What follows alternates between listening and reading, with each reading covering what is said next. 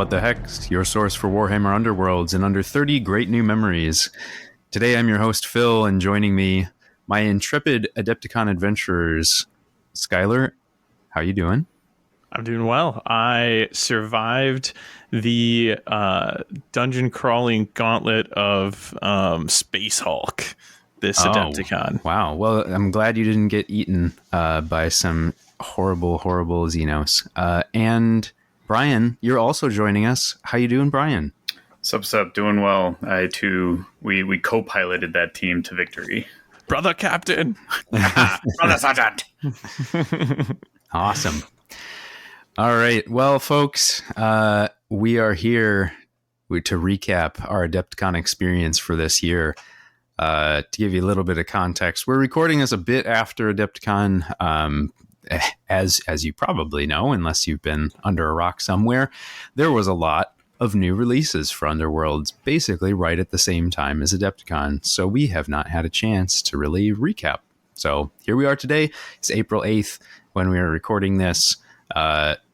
Winter Maw is going to be available for sale coming up here in just a few days.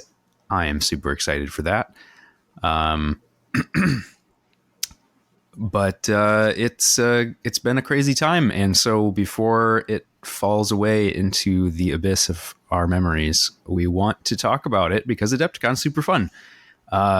So hopefully we will get there very quickly because there's a lot to talk about. But before we do, we have our normal usual segments. So starting with some community shout outs. As always, when we have all these new releases, there's a whole bunch of new stuff that comes out. If you want to go check out all the new content, there is a whole bunch out there. Path to Glory's got new episodes up. There's new episodes up from Battle Mallet. There's new episodes up from basically everybody. There's new blog posts. It's all there. But for folks who use the online deck builders and for people who play on Vassal, huge props to all the folks who make those things happen. They do it of their own time without any sort of compensation, and it is greatly appreciated. So kudos to all you folks. Skyler and Brian, anything you'd like to shout out from the community? Yeah, I'd just like to shout out that another month has gone by, and that means Fish Mode of Spent Glory has another highlights article for you to enjoy that recaps. Oh yes, the March of Underworlds here. Another month of Underworlds, and those are a treat. Those are monthly. So if you ever want just to get a whole rundown of all that's happening in the game, he does a great job of capturing all the content that's created, all the great painting that's done, the tournaments that are going on as much as he can. And this particular edition actually front page features an amazing paint job done by Brian. This is the Miari's Purifiers that we've talked about before. Longtime listeners might remember that I said that I would go about painting these. Well, I did not. And so Brian was kind enough to offer to paint these up for me in the Avatar, The Last Airbender scheme. And they're definitely worth a look. Yeah, it was a fun project. I was glad I was able to muster it. The hobby muse was not biting until suddenly it did, and I just plowed through all 4 of them in time for Adepticon, so I was happy to get those done for you. Yeah, they are gorgeous. I couldn't just stop smiling the whole day of Championship just playing them because I just got to look at them all day, and they're so fun to play. So and now just forever gorgeous. And I really enjoy the fun that they've been having online with people who love both Underworlds and Avatar. So appreciate Fish Mode sharing that further. Yeah, agree. The painting in this month's blog post, if you need some inspiration for some really high-end paint jobs, this would be a good month to check out. There's a lot of really cool stuff in there this month. So go check it out. Check on what people have been painting. It's pretty fun. A quick additional shout out to this particular entry in his series.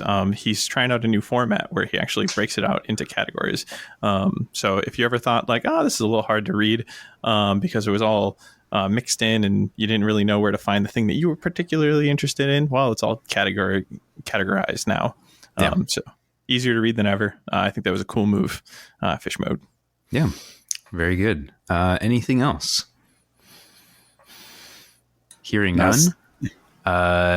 We have our own event that's coming up, and I think we should be cognizant of putting out some sort of advertising for our events as often as we possibly can. Never be shameful about self-promotion. Oh no, and the point being that some feedback that I got from doing this event at Adepticon, so it ties in nicely, is that they didn't even know we were running a championship event. And I thought that we did a pretty good job of advertising for that. So I think we could do better.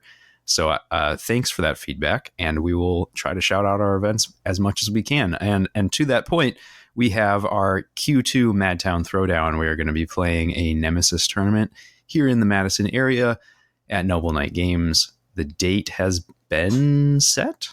Yeah, so that is going to be June 8th. And we have, if you're listening to this now, an event page should be live. It's on my to-do list by the time this hits your ears. Awesome. And so you can find that on themortalrealms.com and then just hit the events section. Should be the latest listing there. Yeah, that's it's going to be a good time. That's always fun. We usually have about a dozen people show up. We get a couple folks who travel from the not too far area surrounding Janesville area and such. So would certainly love to get a few folks coming from the Chicagoland area. I definitely know there's plenty of you folks out there at Adepticon. So if you don't mind making the drive, we'd love to have you. Would be more than happy to get some food with you afterwards too. Absolutely. And if the past events are anything to go off of, we'll be looking at like 16 players minimum, I imagine, at this one. Oh, okay. Very good. We keep growing. It's a good problem to have. Yeah, it's been interesting getting people in the door for test games and then seeing them become league members and then seeing them get comfortable with the idea of participating in a competitive tournament event. It's really not that intimidating. Just got to take that leap. Yeah. And that, I think, actually segues us quite well into Adepticon. Because we did manage to get a whole bunch of the folks from our local league that come out every Thursday to play and just roll some dice and have some fun, to dip their toes into the waters of the largest wargaming convention in the world, and just come out to have a good time. Whether they'd played in a large tournament before or not. So this is our experience from Adepticon 2024. Before we really get into what happened at the tournament, because we didn't have an opportunity to have an episode from pre-Adepticon, I thought it would be a good idea to just grab what thoughts you can recall from your plans, hopes, dreams going into the convention and the specific tournaments. So, Skyler, would you like to let us know first what you are hoping to get out of the tournament? Yeah. So at this point in time, I am hoping to keep my head above water long enough to get hopefully a few practice games out of the way. So, because of everything that we had going on, the hosting of the championship tournament that was coming up here at Adepticon, the hosting of Madtown Throwdown Local, and all the content that we were gearing up to hype up and everything that was going on. I was just like struggling to weirdly even find like a warband to play. I knew that I didn't want to play Fort Crackers at this one simply because I had just played them at LVO and I like to mix it up and not play, back-to-back events with the same warband or at least the same build if I can help it. And I was really eyeing up Scabix Plague Pack, and I kept thinking I was going to be playing them. I put a lot of practice into playing them for it, but not specifically for it, just kind of in general. Like they'd been kind of my go-to for a while, and so I was like, it's probably going to be them, right? And then I just kept having terrible games where they could not survive to the end, despite all of my best efforts. And I was like, well, I don't know. So by the time I settled on possibly bringing Mornfrost, which is what I land on for the Nemesis event. It was literally the day before the Nemesis event. I was still playing one game with Scavix Plague Pack, and then one game with Mornfrost, and then one game with Plague Pack, and one game with Mornfrost. So finally, I broke and was like, all right, I'm locking it in. But literally only the day before. And I was really excited about that choice because I thought it was going to be really competitive, and it was kind of an anti-meta control build that I had coming in. So I guess to speak a little bit more about that, one thing I assumed we would see was going to be Ephelum.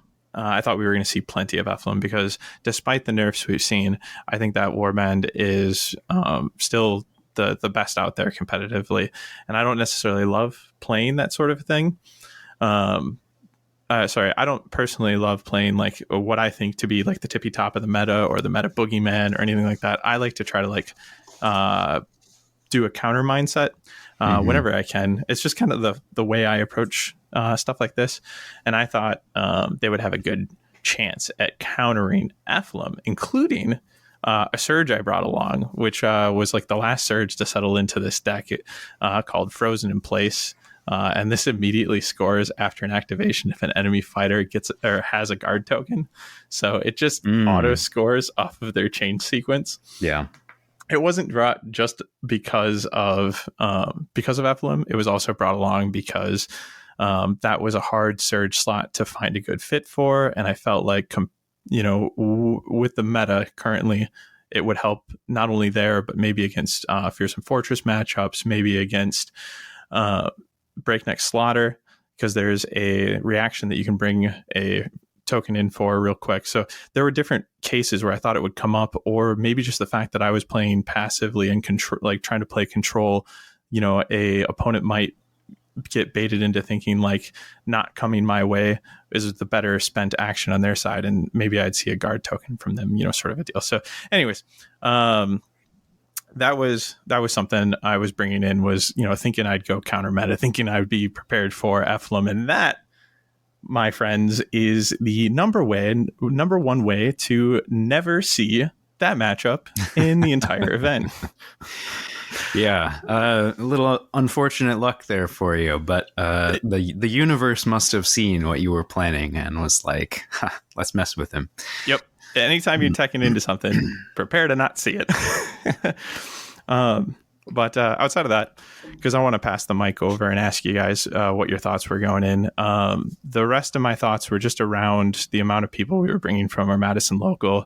I wanted to really prop them up and make sure that we got, as much time talking with, each of them, offering them any assistance that they might want, or just practice games that they might want, or even just, assuring them that this is going to be fun and this is going to be worthwhile, and trying to spend as much time with them as possible. Outside of that, I always just hope to make it to the day 2 cut. I know in our LVO, like Dear Diary, I kind of focused a little bit on how you never know what players are going to be there. And that wasn't actually what I wanted to impart in that, because it's not necessarily about players. Sure, that's a factor. And you can have an event that's just full of some of the best people and best players out there. But there are so many factors that go into an event. You don't know what warbands are going to be there. You don't know how your dice is going to be, your card draw. There's elements of randomness in this game that you have to adapt to and overcome. And sometimes those elements might just be stacked against you. And that's just kind of the way it can be sometimes. So for me, it's always just a goal to make it to day 2. And I try not to pressure myself to have a higher goal than that, because there are so many elements that are out of control, from player to dice to warband, so yeah, for sure. Definitely a good thing to keep in mind for any tournament, not even a big one like Adepticon or LVO or anything like that. Just try and remember that like there are random elements and you can only control what you can control. Hey Brian, How about you? What were you thinking about going into Adepticon? Yeah, so I mainly just wanted to improve over my LVO performance. I didn't make it to day 2 at LVO. It was fine. We were in Vegas, so still had fun. But it was a bummer to be the odd man out. So I really wanted to get into day 2. I was trying so hard to get something to work with Discord. I had put a lot of effort into knowing them and playing them for LVO, and that didn't pay off. Continued to try afterwards, and ultimately was not met with success. So I kind of caved to, if you can't beat them, join them, and I took Ephelum. Again, I played them before at Nova, and then I was going to try my own variation on Force of Frost with them. I was hoping to, like, as I was playing, I was like, okay, I really need to play more games with them and get the familiarity of what's a good draw, what to mulligan, how to prioritize activations, because it wasn't as auto win as a lot of the internet might claim, but it definitely gives you a leg up, I think. But unfortunately, GW decided to dump all the new content on us, and we got flooded, and I had very little time for actual practice games outside of our weekly meetup, which I'm only able to make half of. So unfortunately, felt really unprepared going into Adepticon, but I was just kind of leaning heavily on the overstated profiles of Ephelum and just praying for good card draw. But yeah, other than the actual tournament performance, Adepticon's always a huge hype for me. We roll down in force. We bring the whole supply pack. We bring a cooler and all that, and was absolutely thrilled. We had a really cool hotel where we could fit 6 of us, and just coordinating with everybody. Super hype. Love traveling. Love experiencing the whole con, the whole huge ocean that is Adepticon with everybody and sharing.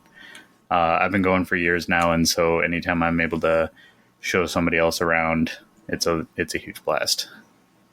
So ultimately, my goal was just make it to day 2.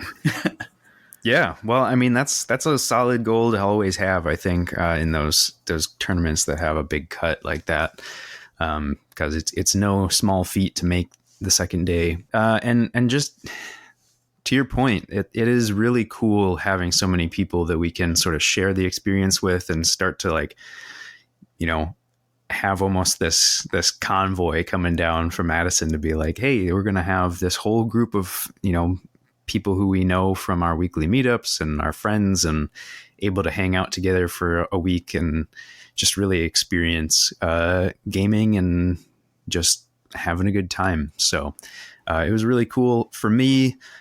Adepticon this year, I was feeling a lot of internal pressure.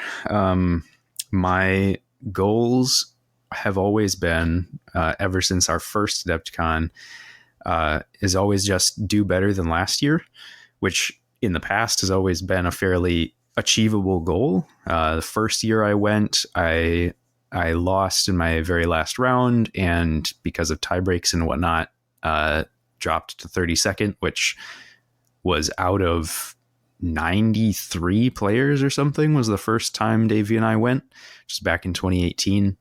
And so I was just thinking that was super fun. I did better than I thought I would. I was in like the top half, so I felt good about that. There was no day 2 cut. They just played it all in like 12 hours, and it was insane. And so then subsequent years, it was like, okay, do a little bit better, and then a little bit better. And then last year I got second. And so I was like, well, my goal has always been, you know, make improvements, but there's really only so far you can improve when you've taken second. So it was like, I felt some internal pressure. I don't think anyone else was expecting me to go in and just be like, yep, you've got to win this now. I was. Oh yeah. Okay. Good to know. Good to know. I definitely disappointed. But so I was feeling that pressure a little bit, and I had been practicing with the Storm Coven for a long time, just because I was having fun with them. And then I kind of was bouncing back and forth between them and Starbloods for a while, and got to a certain point where I was like, Adepticon's in a month and I need to settle on something, and I've banked reps. And as much as I love playing the lizards, I thought going into Adepticon that the way the meta is right now would be very hostile to playing the lizards. There's a lot of ping. There's a lot of range. It's fairly difficult to keep them alive. And so I ultimately decided I'll just go with Domitans and be that guy this year and see what we can do. But through the course of hosting the tournament on Thursday and then actually getting to play the next day, I sort of like chilled out and was like, you know what? Actually, the goal here has already been achieved. We've got a whole crew down here who's having a really good time. Hell yeah. And it won't matter what happens in the actual tournament because we put on a cool tournament and people had fun. And so how the games go at this point is irrelevant. So it really helped me to sort of just go into the actual Nemesis tournament feeling like there was nothing to lose. And it was just a lot of fun to get to play with a bunch of really cool people. So say we all. Absolutely. Yeah, I gotta say, it sounds a little similar to when I was asked to judge for Worlds. Is like being a TO really changes your perspective, and it really helps mellow things out, and you really kind of embrace the game as a game. And I thought it was a really beneficial experience. Yeah. And a little different than, running tournaments for our locals, because it was like, hey, we've got people who are literally from across the world playing in this tournament that we're hosting. Like, that's a big shout deal. out Hansa. Yeah. So what, let's just jump right in there. Let's start talking about this championship tournament that we hosted. So, just to give a brief recap, because we did talk about this at our previous episode, but, for the last few years now, the focus from GW has really been on Nemesis. They have been hosting Nemesis as their sort of primary format for all their grand clashes. Yeah, because it was actually last year that Gnarlwood came out, and we were still in the Gnarlwood season last Adepticon, and we were all expecting a championship event. We're like, okay, cool, Nemesis is the intro format. Yeah, right. And we didn't realize how much of a shift it actually was, that they were expecting Nemesis to be the primary and championship to be like a niche expansion, like in the advanced tier kind of of the game, whereas the bulk of the players would be in the Nemesis tier. Yeah. And so we were like, where's the championship event? Where's the champion? And we were contemplating running our own event, and we just resolved to, okay, we'll do it right. We'll do it next year. Yeah. Yeah. Thankfully that Adepticon last year, there was a second event. It wasn't championship, but it was right. Yeah. So it was still Rivals, but it was really fun. It was a charity event. I had almost hoped those guys were going to run another one. Just right. Shout out Dice Heroes. Yeah. But ultimately, I don't know that the timing worked great. Their event ended up being the Wednesday before everything sort of kicked off. So it was conflicting with the GW preview show, and it was running really late. Like, I think we finished after midnight that year. So as much fun as it was a little draining. So we thought, hey, we can host a tournament. And for all of those sort of old head players who are just like, hey, champs, I like champs. I like building the decks and doing, all this complicated stuff, which actually, spoiler alert, it's not that complicated anymore. But at the time, that was the thinking. And so it was like, well, we know GW is really doing Nemesis as their focus now, because we have like a whole year of all their events being Nemesis. We'll have champs, and it'll give people that other opportunity. Come out and play with the old format and try some different stuff that you're normally not going to see. Yeah, because we also wanted to make sure that somebody wouldn't sign up for our event thinking we were the Grand Clash or anything like that. Yeah, I mean, there's that. There's that the Nemesis format as well. Definitely did not want to conflict with the Nemesis tournament. We want to give an alternate option, not a replacement event. So with that in mind, we set out a goal of, having 32 slots to see if we could, fill up, have a pretty large tournament. as Skyler was saying, we've gotten our local numbers to like 16 for tournaments now. So we were hoping for at least that many. And we actually got pretty close. We got 14 people registered. 13 actually showed up to play. And it was a surprise to me, at any rate, that it was a wide mix of different experience levels, different people who've been playing for a long time, some people who are, had started in Shadespire but then took a break over the pandemic and are coming back to the game, and some folks who are relatively new altogether. That was not something I expected in our Champs tournament, and it was really cool that there was people who were just like, I'm just going to come out and have fun. Yeah, nothing about a championship format or event is expert level. Like, any and all experience levels can play in a championship event. You can even bring a rivals deck and still slap. Absolutely. And we actually had a player, I wish I could remember his name, but unfortunately there was a lot of names, and I'm bad with names, so I apologize. But he was playing Wormspat. I definitely remember that.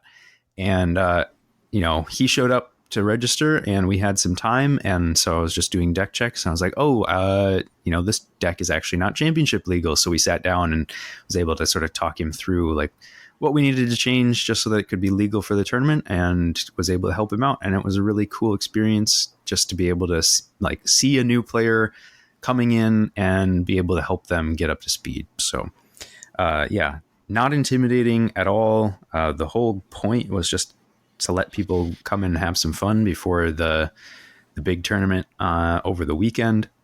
Yeah, facilitating more games, more fun. Yeah, more Underworlds. There were, a number of people that got to compete in both events. And I love that, because for me, if I'm going to something like this and I want to attend all the days, and Underworlds is like, my passion as it is, like I would much rather be able to play it, multiple days over the event instead of just, that one particular sectioned off time for it with the Grand Clash. So just having the ability to play more Underworlds for those that want to jam it as much as they can, that time period is really cool. Yeah. Yeah. So very, very cool. Got to see a whole bunch of new faces, people I, hadn't seen even at past Adepticons showing up to come and play, and it was just a really good time. Big shout out. There was lots of really good painting. We ended up having Andrew, who was running with the Gnarl Spirit Pack, ended up winning our voting for best painted at our event. We just sort of did a slips vote. Everybody just said, who's your favorite warband, which I think is a fun way to do it for something like this. GW painting, they get, judges to come in and actually like you do all the technical grading on the paint jobs. But I think for something like this, it's more fun to just be like, hey, who'd you enjoy? What did you like? And so that was super fun. They were cool. They were inspired by the Slanesh conversions from LVO. There was a number of converted GSPs from LVO. It was a GSP from Worlds, Damien's from Worlds? Canada. Yeah. Okay. All right. Yeah. So he reached out and got permission from Damien. So yeah.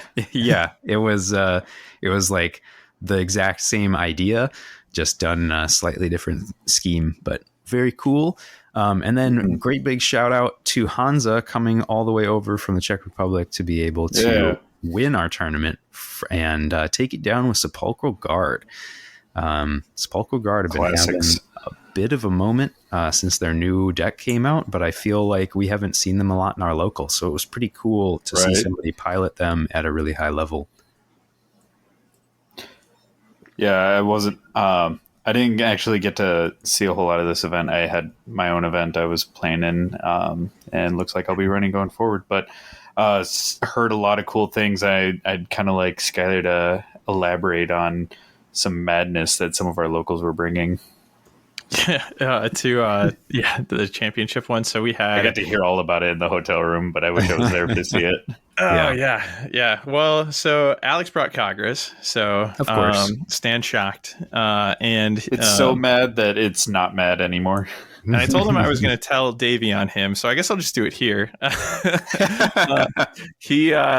he ran up to Bahanar, did 2 damage, but had a crit in it, and so played the reaction to just instantly kill Bahanar first activation of the round. And I was like, "You did not just do that." I am telling Davey.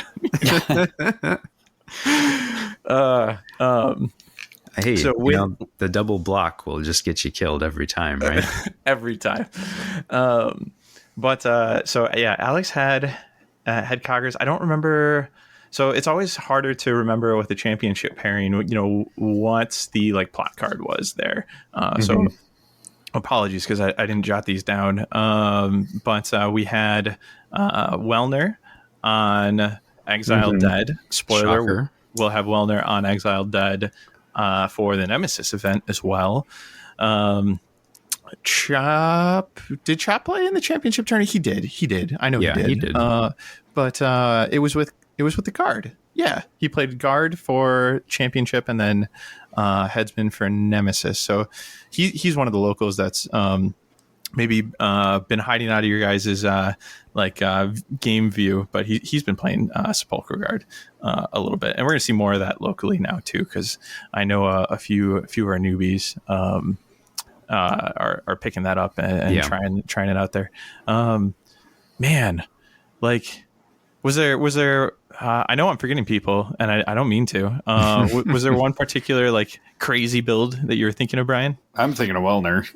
Oh, okay, all right. Well, I mean, I don't know how much we're diving into the event as a whole, but I can represent for sure that Wellner takes or ends up in the final table, right? I think that places him in second for the event overall. Yeah, he was okay. Second for sure. Okay, perfect. Yeah, but what was his pairing? Well, again, this is championship. But it Fearsome Fortress. Yeah, for that absolutely just sexy command conquer domain for 6 points routinely, madman. Yeah. Well, and he does that in Nemesis too. Like Fearsome Fortress is a really fun pairing with him. I got to apologize to Wellner. He'll weekly post, okay, dumb deck idea, and I was like, okay, I take it at face value. This is dumb. And then I heard, Exiled Dead, Fearsome Fortress. So I was like, oh, another dumb deck idea. And then I hear what he's been doing with it. I'm just like, oh, I need to be worried about this. He's our local mad scientist now. He's our local mad scientist, and funny enough, he'll keep posting stuff, and it's like, oh, weekly dumb deck idea, and then I'd like think about it and look at it, and I'd be like, you got to stop calling these dumb deck ideas because these aren't dumb at all. Just nobody's doing it. So it was fun. It was cool to see Exile Dead Sepulchre Guard as the final. That was pretty wild. Definitely don't need to like go blow by blow through the tournament, but it was a really good time. We are definitely going to do it again next year. If if it's just me organizing and hosting it, I don't care. That's fine. But I'm going to make sure it happens. And it was really cool. So for all you folks out there, put it down on your calendars. It's going to happen next year. Hold us to it if you're not seeing it, because it will definitely happen. Also, it is the only Underworlds event at Adepticon where you can get glass now, because they have GW has gone to giving out the AOS bronze, silver, gold totems for AOS, like all the other AOS events. So Underworld's glass is either in the organized play kits or at Adepticon, courtesy of our own Skyler, who is doing laser etched glass trophies. Yeah. Word. And our tournaments are the only events you can get What the Heck's Grand Alliance tokens from. I will be making them for the throwdowns this year. I will make them for the next Adepticon Championship tournament. Come to our events, rep your Grand Alliance, go home with the only Grand Alliance tokens for your Grand Alliance at that event. Yeah. Some really cool stuff. Exclusive What the Heck's prize support, not just first, second, third, best painted. There's more. Yeah. We really want to make it an event that people can have fun at and remember and just have a good time. So At the very least, you get stickers. You will always walk away with a sticker. We can guarantee that. But that was our champs tournament. It was a super great time. As I mentioned, it sort of helped ease us into the actual Grand Clash and kind of take some of the edge off a little bit. Once we just get some reps going, knock the rust off, have some fun, and then roll into the major deal. So Nemesis tournament, guys, how many players did we end up getting in total? I think we had 23, and then we had a surprise extra 2 show up, or that put us up to 26. We had 20.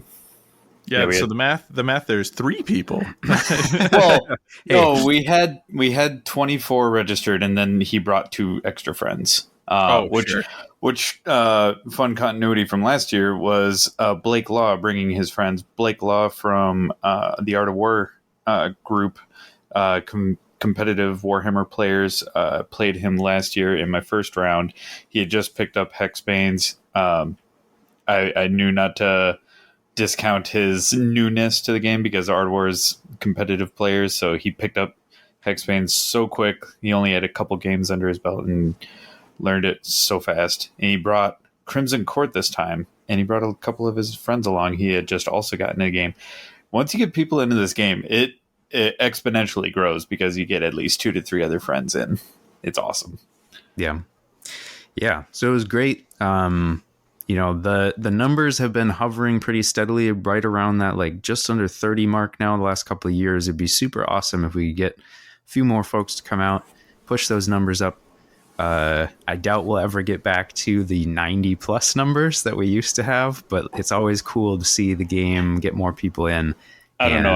I'm an optimist. I think that we've been growing it back, and just like our local, we've been getting people in to try the game, and then people getting comfortable with it, playing in our leagues, and then now they're getting comfortable with going to our own tournament events. I think we're about to see, I'm going to be bold and say, I think we're about to see like convention tournaments hit that critical mass where people are like, okay, yeah, I'll go play in the big event, the big show.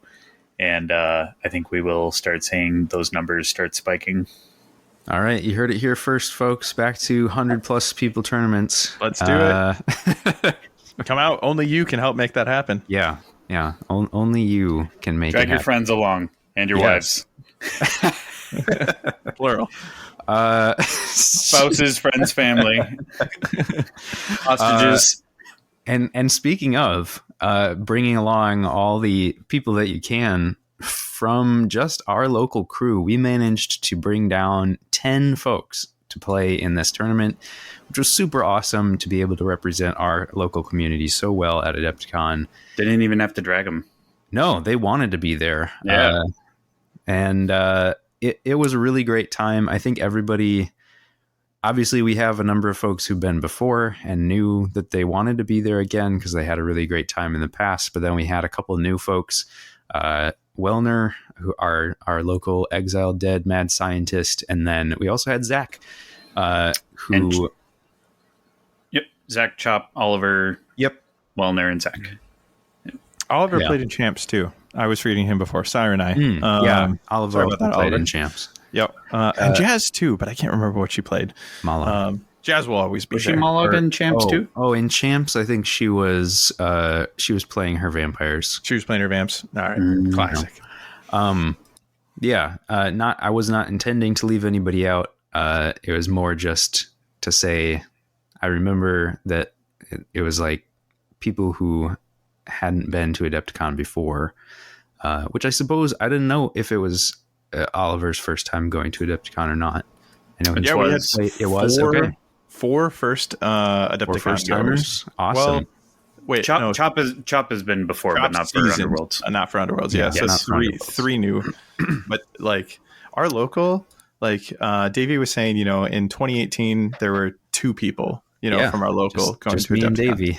Yeah, and then like even just last year, was 6 of us. So for this year to be 10 of us, that's great. That's so cool. Yeah.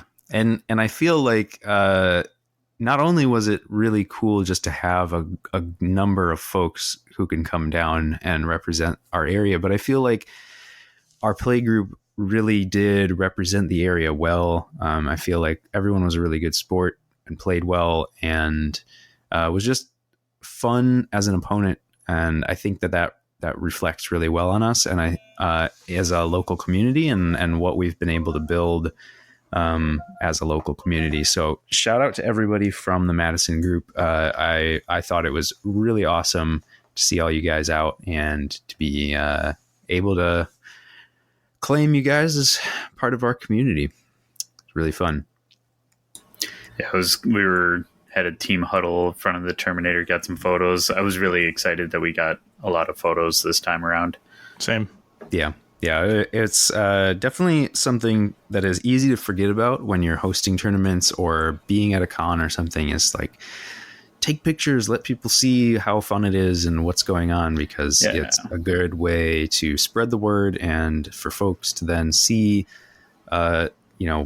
potentially in a way what they're missing out on, and then they can be like, I gotta go next year because I gotta be part of that. Yeah. So it's something I always I normally take pride in, just being present and in the experience, and not on my phone and taking photos or viewing things through my phone. But you really do need to take those moments, capture them, and like, you can remember them in your memory, but it's really special to have those photos of, like, especially the whole crew is great. Eventually we'll have like a wall of group photos at Adepticon. Can't wait. Yeah. It's a great thing, great experience. So if you are on the fence this year, or maybe even if you weren't thinking about it, if you have the chance for next year, come to Adepticon, join us, come say hi, play in the Underworlds events. It's going to be awesome. In terms of the actual competition at this Nemesis tournament, what did you guys think? There was a Worlds ticket on the line, so folks were showing up ostensibly with their A game. How did you guys feel about your competition and your matches? Yeah, we saw quite a few people that we knew of and have encountered at other cons. That's the other thing, is when you go to these cons, you start seeing the same faces, and it's cool to build those connections. It starts small because usually it's over the course of a weekend, not a whole lot of interaction, but repeatedly it builds up. There was obviously the Path to Glory guys. Amon wasn't playing in it, but George and Zach Cachetta were there. Yep. And Amon was there to cheer them on from the other game that he was, because he's on a podcast for Star Wars Shatterpoint as well. So he actually lives in both systems these days, and so it was like, I get to cheer on my boys and I get to play in Shatterpoint. Mm-hmm. So I also got to play against Jesse from LVO, Jesse from Nova, not Jesse from LVO. Told myself I wasn't going to mix them up, but got to see him again. He was actually my first game, and he expertly piloted Soul Raid to bash my face in game 1. I was lucky to get game 2 against him and tie him, but that was really cool to see him back after we saw him at Nova. Thank you for reminding Brian of the threat that is Soul Raid. I appreciate you. He played me like a fiddle. That was great. Yeah. Who else did you guys play against? Talking about like the field. Like, I got to play against like 2 new faces to me and then 2 familiar faces, and the field was intense. Like, I'm talking just day 1. Like, I started the day against a gentleman named David Scott, who goes by either side of that name equation there. It threw me off. I was like calling him David, and then others were calling him Scott. But he set me straight and was like, no, you can call me either.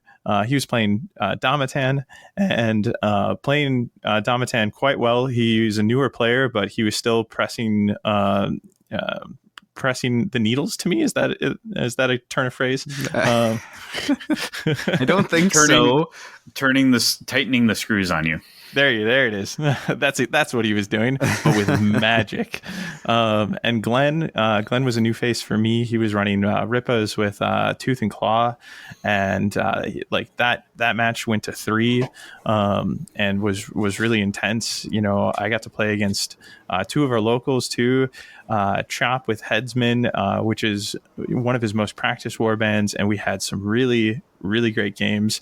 And then played against our local Zach with a Renai to like end my day off with, right? And this is like my third maybe time ever playing against Zach, and we go to 3 games, and Zach reminds me he's only been in the game for like 2 months at this point in time, but he has absorbed what like it took me over a year to absorb. Zach is sharp.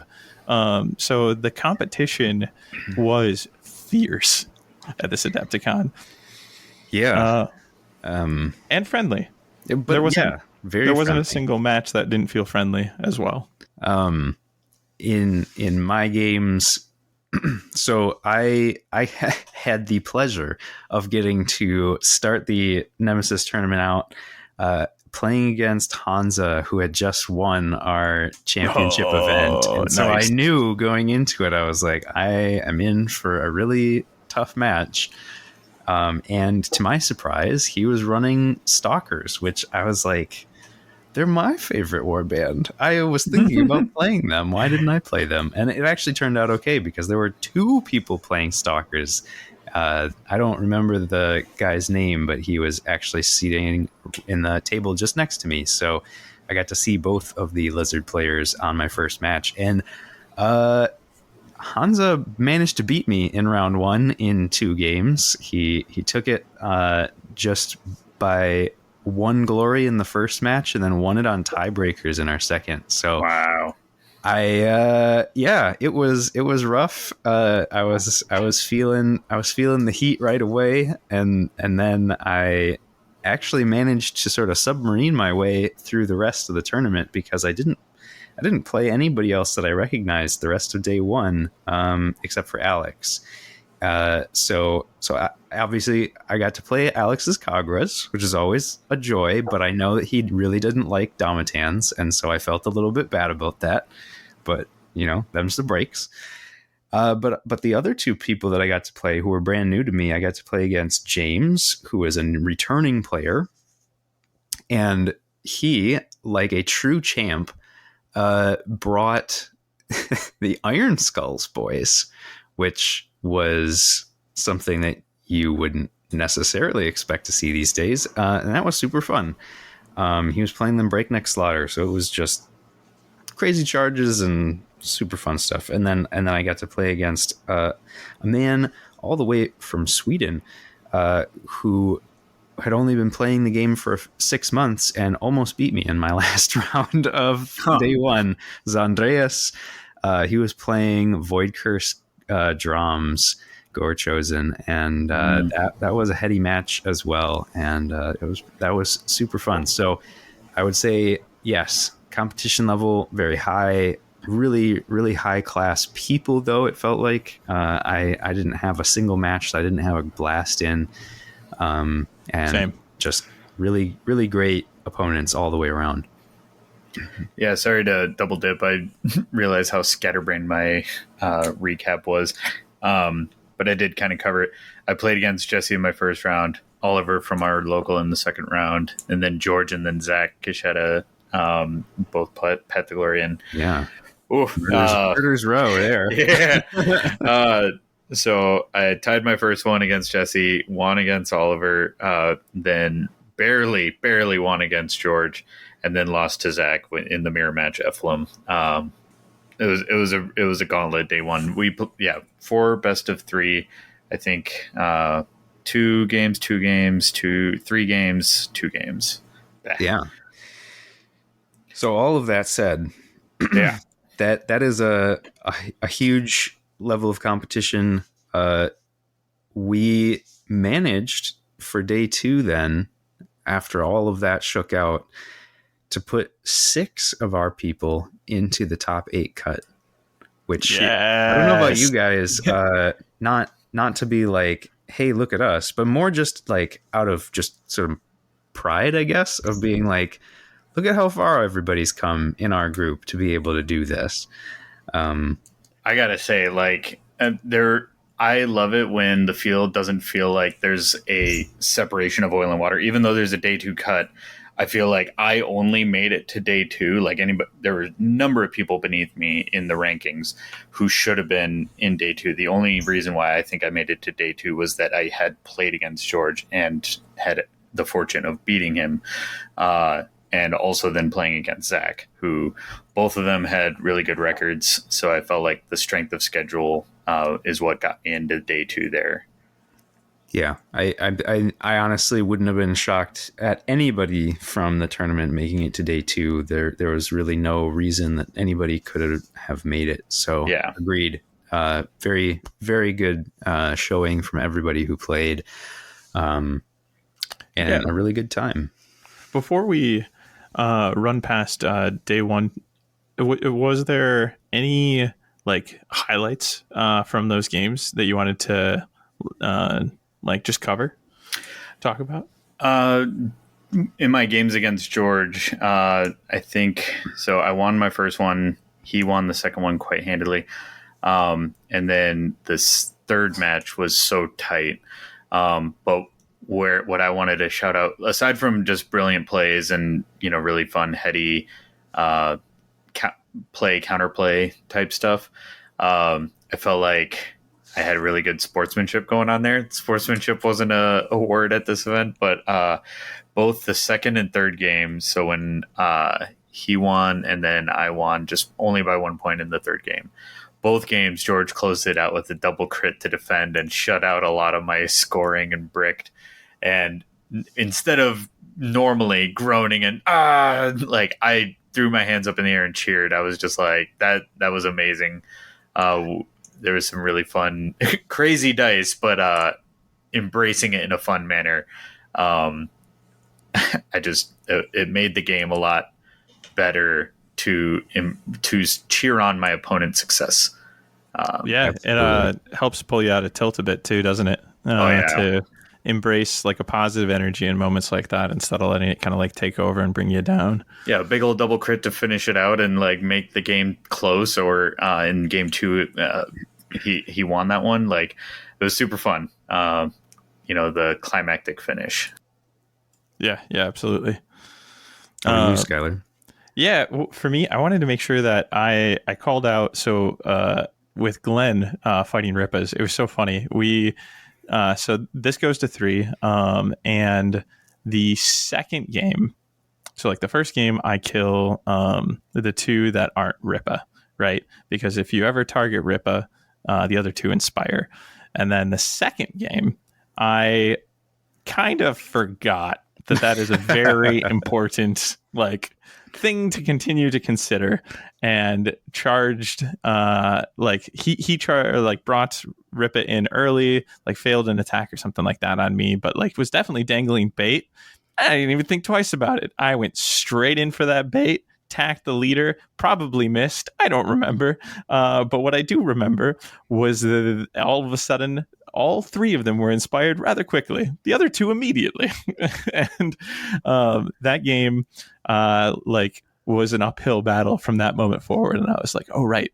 Lesson relearned. Do not attack Rippa until you've dealt with the other 2, unless you absolutely have like double checked yourself that you have a plan. Yeah, you've got the 3 damage with the ping in hand, ready to go. Yep.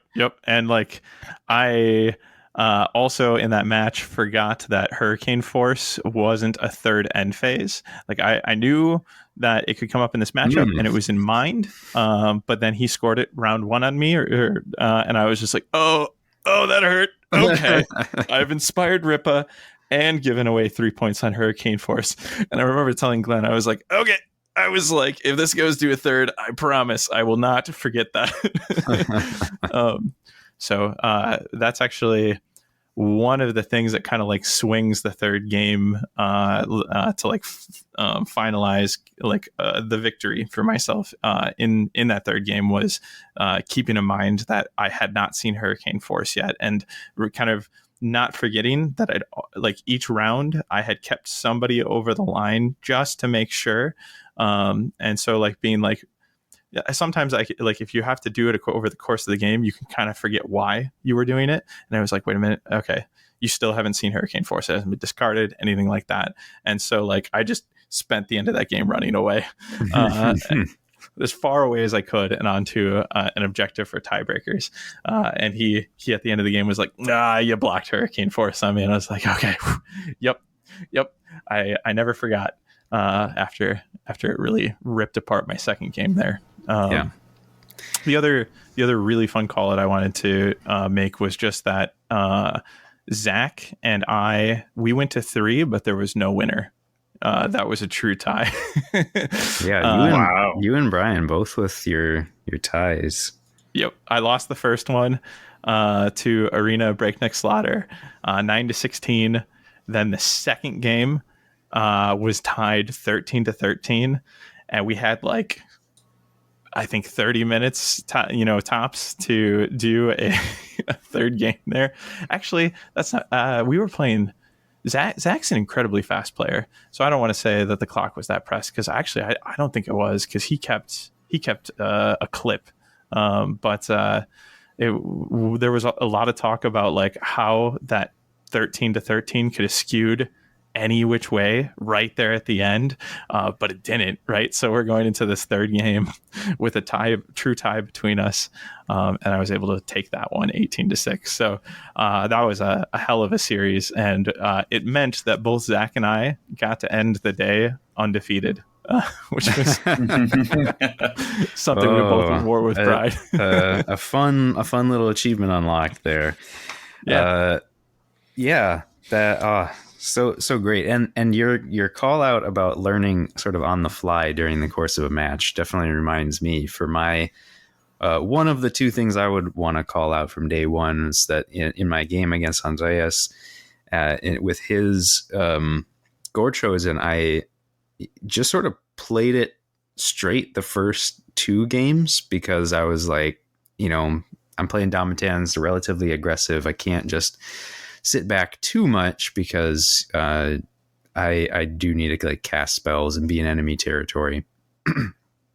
And throughout the course of those 2 games, I sort of realized that actually the way his scoring was, he really needed to engage with me to score a bunch.